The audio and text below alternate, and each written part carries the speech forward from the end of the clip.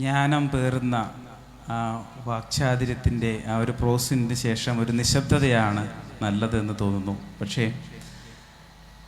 നമുക്ക് അവസാനിപ്പിക്കേണ്ടതുണ്ട്. അരുന്ധതി റോയുമായി സംസാരിക്കുമ്പോൾ 1, 2, 3, 4 മണിക്കൂർ പോകുന്ന അറിയാറില്ല.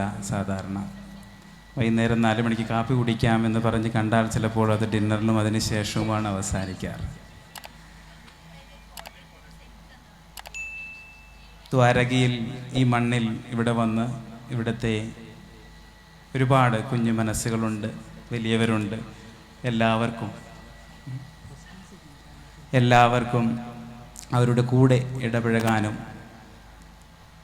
കൂടെ സംവദിക്കാനും അരുന്ധതി വരുന്നു എന്ന് പറഞ്ഞപ്പോൾ തന്നെ എനിക്ക് തോന്നുന്നു ഒരുപാട് ആളുകൾക്ക് എക്സൈറ്റ്മെൻ്റ് ഉണ്ടായി. നമുക്കൊരു ചുരുങ്ങിയ ക്വസ്റ്റ്യൻസുകൾ എടുക്കാൻ പറ്റുകയുള്ളൂ. പലരും ക്വസ്റ്റ്യൻസ് ഒരുപാടുണ്ട് എന്ന് പറഞ്ഞു. പക്ഷേ നമുക്കൊരു 2 ക്വസ്റ്റ്യനോ 3 ക്വസ്റ്റ്യനിലോ നിർത്തണം.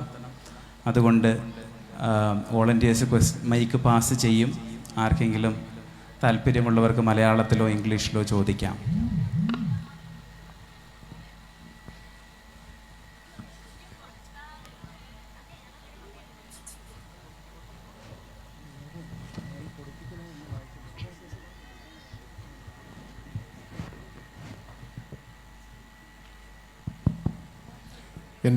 ഞാനൊരു സാഹിത്യ വിദ്യാർത്ഥി കൂടിയാണ്.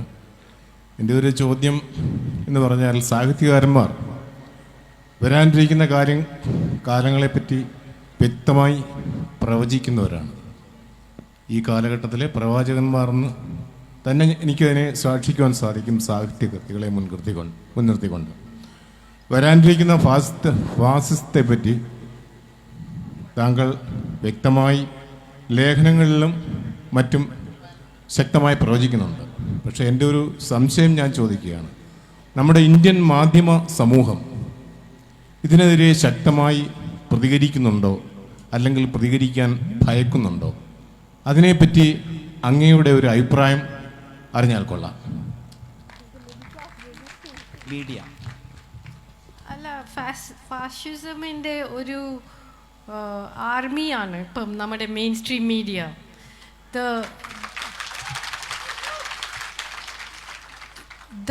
This kind of movement in our country would not have been possible without this kind of media.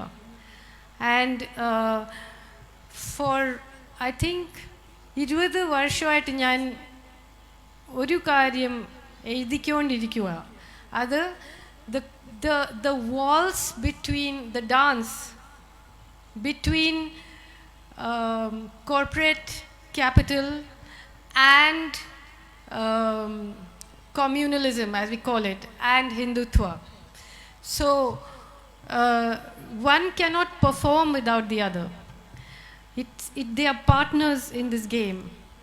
And today ഇപ്പം हिंदी ഞങ്ങൾ അവിടെ ഡൽഹിയിലൊക്കെ പറയുന്നത് देश को 4 लोग चलाते हैं, 2 खरीदते हैं और 2 बेचते हैं.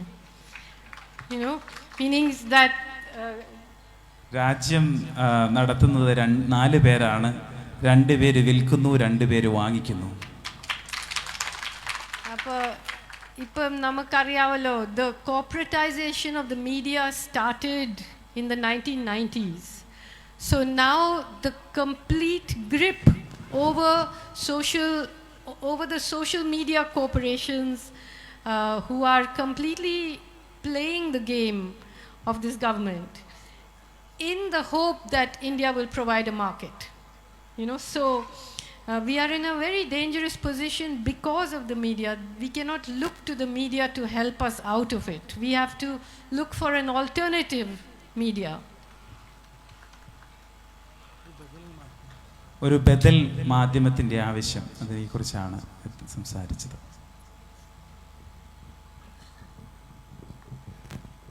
ഞാൻ സൂപ്പി പള്ളിയാൽ. എനിക്ക് ഡോക്ടർ വിനോദ് ജോസിനോട് ചോദിക്കാനുള്ളത്,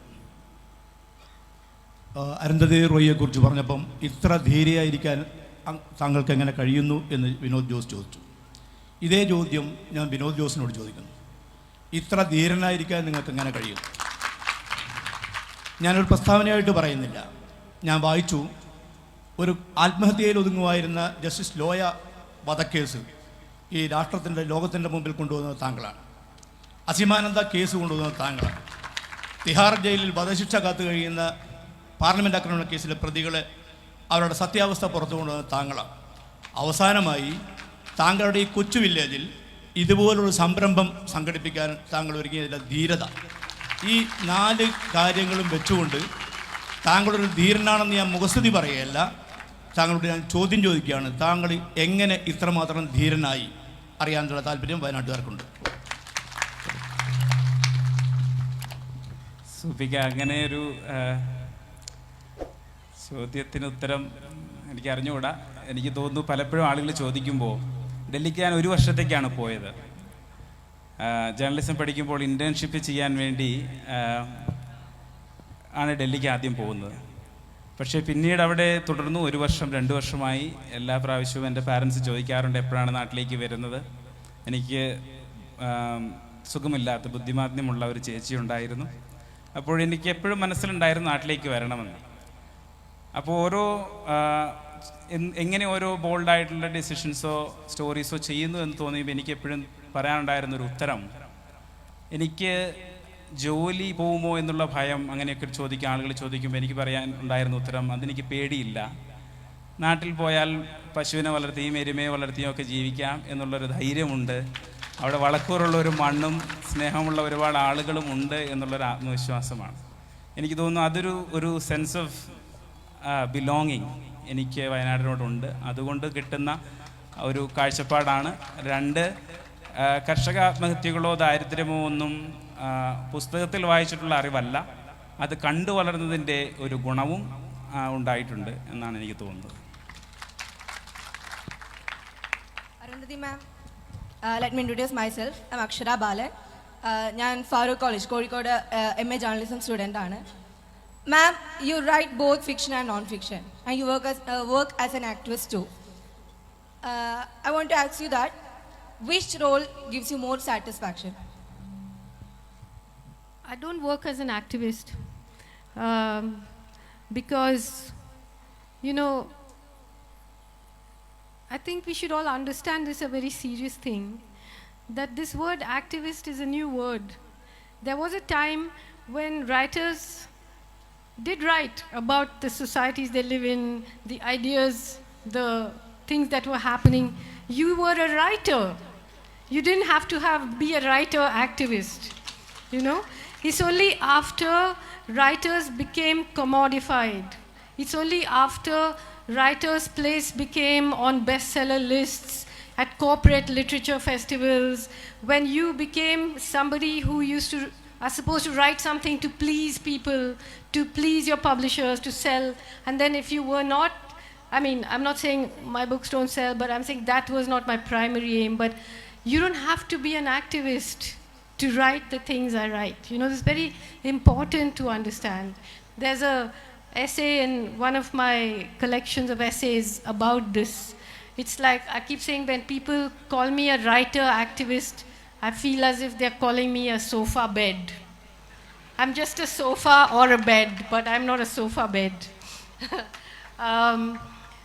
And I think, I think we read about the difference between writing fiction and non-fiction. For me,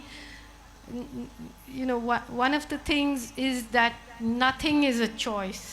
Neither the stories I tell nor the non-fiction that I write. I feel that it's not that writers choose the stories, but the stories choose the writers. So it doesn't matter what I'm more comfortable with or not comfortable with. This is what I do. എനിക്ക് തോന്നുന്നു ഇതോടുകൂടി നമുക്ക് ഈ session അവസാനിപ്പിക്കാം. Okay.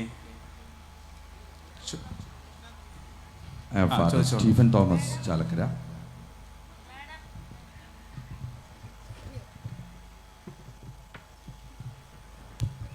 Madam, ഇത്ര നേരം ഈ വലിയ ആൾക്കാരോടൊക്കെയല്ലേ സംസാരിച്ചത്?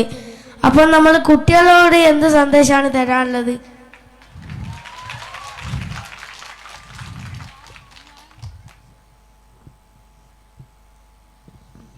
നിങ്ങളൊക്കെ വലിയ ആൾക്കാരല്ലേ അല്ലേ?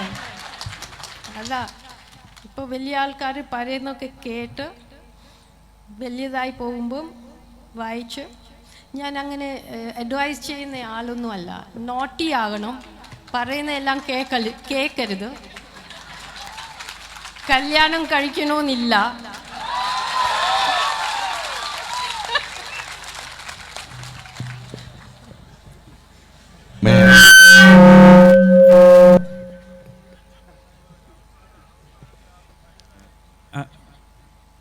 Last question, yes.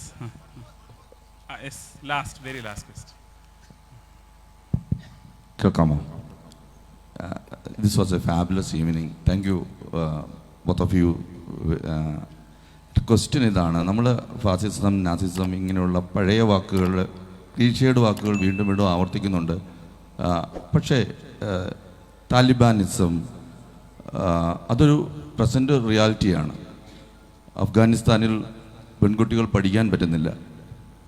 ഹിജാബിൻ്റെ പ്രശ്നം പറയുന്നിടത്ത് അവരെ തൂക്കിക്കൊല്ലുന്നു.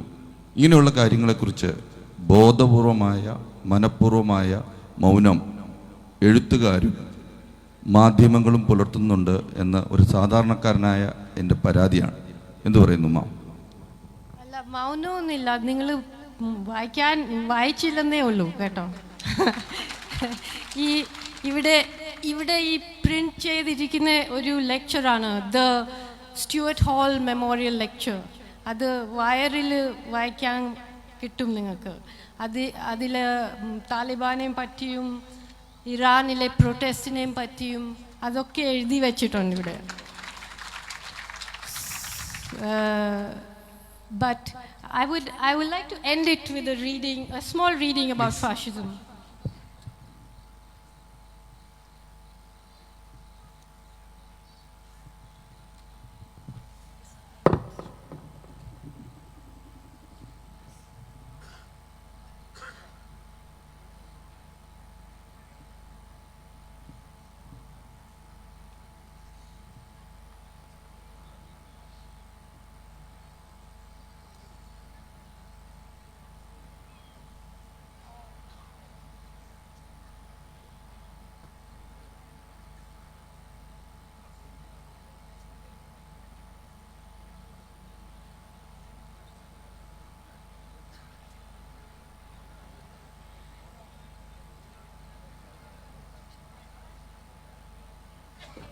I'm going to read a small passage for you. It's from an essay called The Graveyard Talks Back. After 20 years of writing fiction and non-fiction that tracks the rise of Hindu nationalism, after years of reading about the rise and fall of European fascism, I have begun to wonder why fascism, although it is by no means the same everywhere, is so recognizable across histories and cultures. It's not just the fascists that are recognizable. The strong man, the ideological army, the squalid dreams of Aryan supremacy, the dehumanization and ghettoization of the internal enemy, the massive and utterly ruthless propaganda machine, the false flag attacks and assassinations, the fawning businessmen and film stars, the attacks on universities, the fear of intellectuals, the specter of detention camps, and the hate-fueled zombie population that chants the Eastern equivalent of Heil, Heil, Heil. But it's also the rest of us, the exhausted, quarreling opposition, the vain, nitpicking left, the equivocating liberals who spent years building the road that has led to the situation we find ourselves in and are now behaving like shocked, righteous rabbits who never imagined that rabbits were an important ingredient of rabbit stew that was always on the menu. And of course, the wolves who ignored the decent folks' counsel of moderation and sloped off into the wilderness to howl unceasingly, futilely, and if they were female, then shrilly and hysterically at the terrifying, misshapen moon. All of us are recognizable. So at the end of it all, is fascism a kind of feeling in the way that anger, fear, and love are feelings that manifests itself in recognizable ways across cultures? Does a country fall into fascism the way a person falls in love, or more accurately, in hate? Has India fallen in hate? Because truly the most palpable feeling in the air is the barbaric hatred the current regime and its supporters show toward a section of the population. Equally palpable now is the love that has risen to oppose this.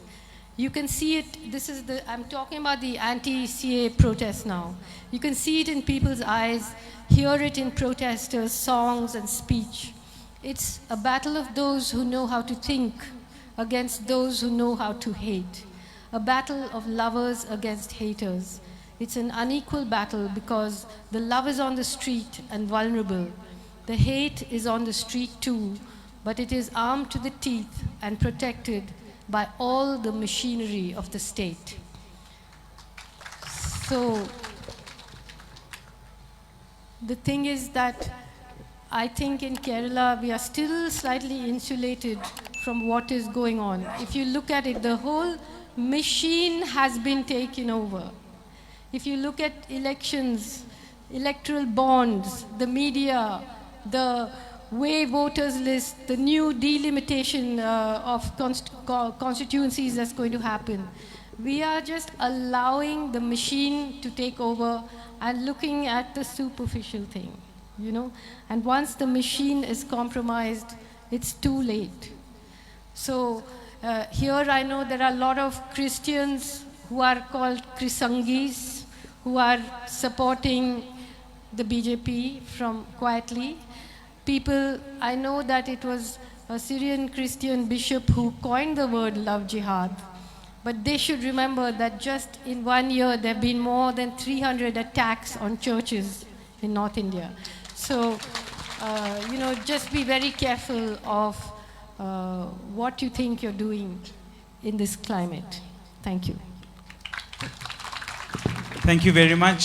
Thanks a lot for that wonderful conversation.